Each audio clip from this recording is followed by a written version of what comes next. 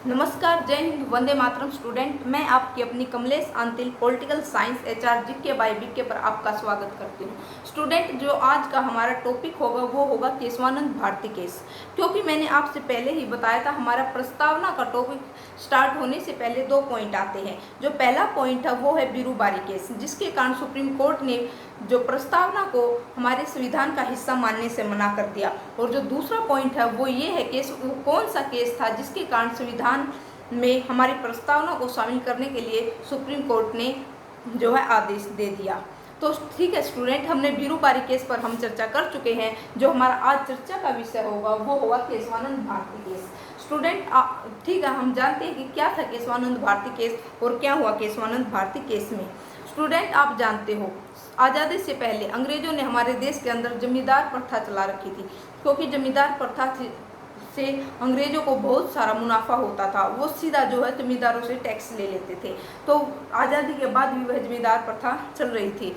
क्यों? उस जमींदार प्रथा के कारण हमारे देश में जो इकोनॉमिक लेवल है इस पर बहुत असामाजिकता फैल गई थी। क्योंकि हमारे देश के अंदर कुछ लोग ऐसे थे जिनके पास सैकड़ों एकड़ ज़मीन होती थी, यानी 1000 से 2000 बीघा ज़मीन होती थी। और एक तरफ ऐसे लोग भी होते थे जिसके पास 1 बीघा ज़मीन भी नहीं होती थी। तो इसी असामाजिकता को कम करने के लिए हमारी भारत सरकार 1963 में जो है एक कानून लेकर आई थी कि भाई हम इस असामाजिकता को ख़त्म करेंगे, लैंड रिफॉर्म। तो उसी समय केरल सरकार भी 1970 में एक कानून लेकर आई अपने राज्य के अंदर लैंड रिफॉर्म का। और उसी कानून से संबंधित, उसी अधिनियम से संबंधित केशवानंद भारती के केस है। क्योंकि जो केशवानंद भारती थे ये थे केरल के रहने वाले और ये एक मठ के स्वामी थे। और उस मठ के में सैकड़ों एकड़ जमीन थी और उस जमीन के जो स्वामी थे वो थे केशवानंद जी। तो केरल सरकार ने केशवानंद जी से कहा कि भाई ये ज़मीन जो है अब सरकार की होगी, क्योंकि हम एक ऐसा अधिनियम लेकर आए हैं जो कि ज़मीन को बराबर करेगा। जिन लोगों के पास ज़मीन नहीं है उनको ज़मीन दी जाएगी और जिनके पास आवश्यकता से अधिक है उनकी ज़मीन जो सरकार की होगी। लेकिन केशवानंद भारती ने केरल सरकार के खिलाफ केस कर दिया। क्यों? क्योंकि ये जब एक मठ की ज़मीन थी और मठ जो है धर्म के से संबंधित है, तो इसने कहा कि भाई ये हमारे धर्म से संबंधित ज़मीन है, ये कोई ऐसी वैसी या निजी ज़मीन नहीं है, हमारे धर्म की ज़मीन है, आप इसको ऐसे कैसे ले सकते हो। उसने आर्टिकल 26 का प्रयोग किया। क्योंकि स्टूडेंट, हमारा आर्टिकल 25 और 26 हमारे धर्म से संबंधित है, लेकिन इस केस का आर्टिकल 25 से कोई संबंध नहीं, आर्टिकल 26 से है। क्योंकि हमारा आर्टिकल 26 कहता है कि हमारे देश के अंदर कोई भी समुदाय अपने धर्म से संबंधित जो है संगठन बना सकता है और अपनी ज़मीन जो है रख सकता है। तो केशवानंद भारती जो है आर्टिकल 26 के बेस पर सुप्रीम कोर्ट में केरल सरकार के खिलाफ जो है केस करते हैं। और ये केस जो है 3 साल तक चला और जो 1973 में है इस केस का जो है फैसला हो गया। तो इस केस में जो बेंच बैठी थी, जो इम्पोर्टेंट जो क्वेश्चन होंगे अब हम वो बताएंगे। जो बेंच बैठी थी, आज तक हमारे भारत देश के अंदर जितने भी केस हुए हैं उन सभी केसों में सबसे अधिक जजों की बेंच बैठने वाला कोई केस था तो वो था केशवानंद भारती केस। तो स्टूडेंट, ये केस इतना विवाद का केस था, इतना जो है एक इम्पोर्टेंट केस था, क्योंकि इसके अंदर सबसे अधिक जो है जजों की बेंच बैठी। और जो जज थे वो थे 13 जज। 13 जजों में से 7 जज केरल सरकार की तरफ थे और 6 जज जो है केशवानंद भारती केस की तरफ थे। आज तक स्टूडेंट की कोई भी केस क्यों ना हो, जजों की जो बेंच होगी वो एक विषम संख्या में होगी, चाहे वो 11 हो या 13 हो या 15 हो या 17 हो। इस तरह से जो केशवानंद केस था इसमें 13 जजों की बैठक हुई, 7 जज केरल सरकार की तरफ थे तो 6 जज केशवानंद सरकार की तरफ थे। 7 जज केरल सरकार की तरफ होने के कारण केरल सरकार जो है वो जीत गई और केशवानंद भारती जो है हार गए। लेकिन केशवानंद भारती केस से पहले हमारे जो सुप्रीम कोर्ट है उनके पास एक अधिकार होता था, न्यायपालिका के पास। न्यायपालिका किसी भी समय जो सांसद है उसको अधिकार दे सकती थी कि आप संविधान के किसी भी हिस्से में संविधान संशोधन कर सकते हो। लेकिन जो केशवानंद भारती के ये 6 जज थे, इन्होंने एक मुद्दा उठाया कि भाई जो आर्टिकल 26 है इसका उल्लंघन हो रहा है। आप संविधान के मूल ढांचे से भी खिलवाड़ कर रहे हो। इन्होंने विरोध किया, इन्होंने इस मुद्दे को उठाया और इस मुद्दे को उठाने के बाद एक बहुत महत्वपूर्ण जो है अधिनियम आया। वो अधिनियम था स्टूडेंट कि केशवानंद भारती केस के बाद वो अधिनियम था जो हमारे संविधान का मूल ढांचा है, मूल ढांचे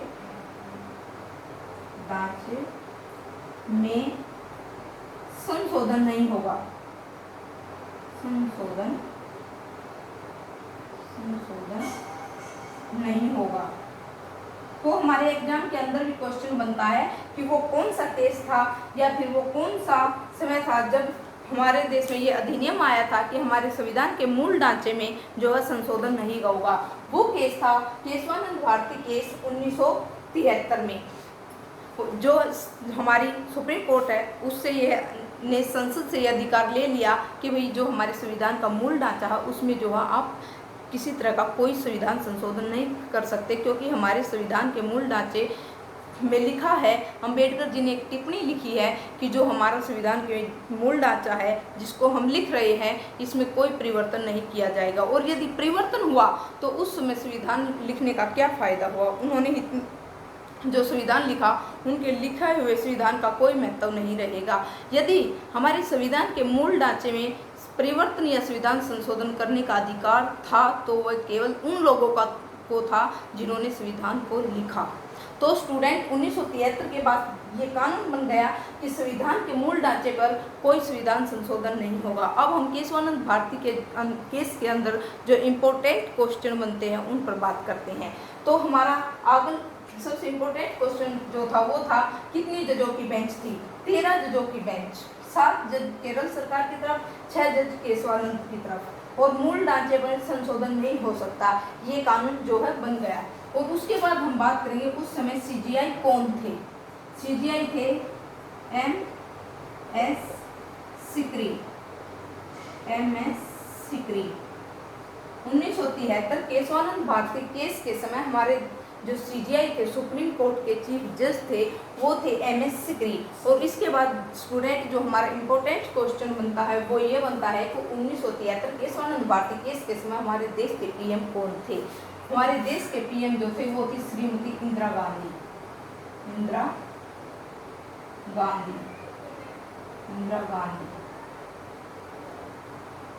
तो ठीक है स्टूडेंट, हमने कम शब्दों में केशवानंद भारती केस को समझने की कोशिश की, क्योंकि हमने ज़्यादा लंबा चौड़ा लेकर नहीं आए हैं। क्यों इस वीडियो को कितना भी लंबा बना लो या कितना भी छोटा, टॉपिक जो है वो यही है, जो स्टोरी है वो यही है, और जो इसके अंदर इम्पोर्टेंट क्वेश्चन है वो यही बनते हैं। आगे हमारे और भी केस हुए, गोलकनाथ केस हुआ, इंदिरा गांधी बनाम केस हुआ, लेकिन हमारे हर टॉपिक के साथ साथ कोई ना कोई केस जुड़ा हुआ है। जैसे प्रस्तावना के साथ ये 2 केस जुड़े हुए थे, केशवानंद भारती केस और बीरूबारी केस। इन दोनों केस को समझाने की मैंने आपसे कोशिश की। इसी तरह से हमारे जो नेक्स्ट टॉपिक होंगे उनमें भी कुछ केस जो है जुड़े हुए हैं, उन केस को मैं उन टॉपिक के साथ समझाऊंगी। अब इस टॉपिक केशवानंद भारती केस के बाद जो हमारा आगे टॉपिक स्टार्ट होगा वो होगा प्रस्तावना का टॉपिक। प्रस्तावना के टॉपिक को समझने से पहले हमने प्रस्तावना का शब्द अर्थ समझना होगा। क्या है प्रस्तावना का अर्थ? तो ठीक है स्टूडेंट, हम प्रस्तावना का अर्थ समझते हैं। प्रस्तावना का अर्थ है किसी चीज को परिभाषित करना या फिर मजबूत करना, और जो प्रस्तावना है वो हमारे संविधान को जो मूल ढांचा है यानी जो हमारे मौलिक अधिकार है उनको एक तरह से परिभाषित करती है या फिर उनको मजबूत करती है। प्रस्तावना का अर्थ मैंने आपसे समझाया। प्रस्तावना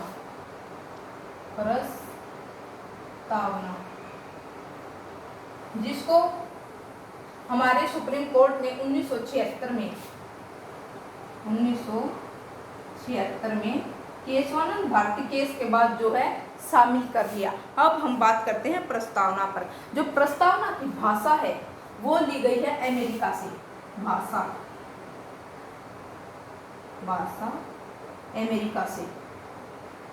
अमेरिका देश से, और जो विचार है वो लिए गए हैं ऑस्ट्रेलिया से। विचार ऑस्ट्रेलिया से, ऑस्ट्रेलिया।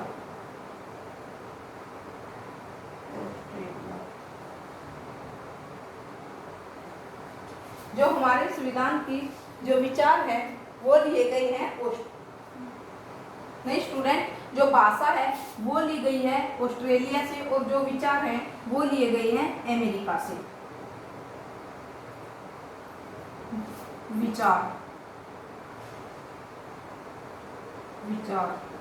विचार लिए गए हैं अमेरिका से और भाषा ली गई है ऑस्ट्रेलिया से। जो हमारा प्रस्तावना है इसको हमारे संविधान का हिस्सा जो सुप्रीम कोर्ट ने 1976 में माना और जो प्रस्तावना के विचार हैं वो अमेरिका देश से लिए गए हैं और जो भाषा है वो ऑस्ट्रेलिया देश से ली गई है। अब आगे स्टूडेंट हम बात करेंगे जो हमारी प्रस्तावना है इसके अंदर कुल कितने शब्द हैं। इसके अंदर कुल कितने शब्द हैं? 73 शब्द। कितने? 73 शब्द, जिनमें से जो मूल शब्द है वो 9 शब्द हैं। मूल शब्द